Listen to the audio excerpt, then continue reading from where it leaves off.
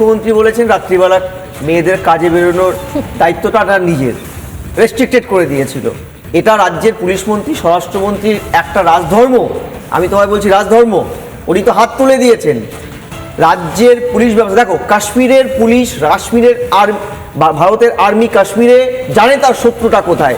পশ্চিমবঙ্গের পুলিশ জানে না তার শত্রুকে, কারণ এখানে এই সন্ত্রাসবাদী কাজকলাপের সাথে যুক্ত যারা আছে প্রত্যেকেই তৃণমূলের সাথে শাসক দলের ঘনিষ্ঠ, এবং শাসক দল তাদের বাঁচিয়ে রাখে। তুমি বকটুইতে দেখো, বকটুয়ে যখন এত বড় ম্যাসিভ গণহত্যা হলো, রাজ্যের মুখ্যমন্ত্রী কি বলেছিল?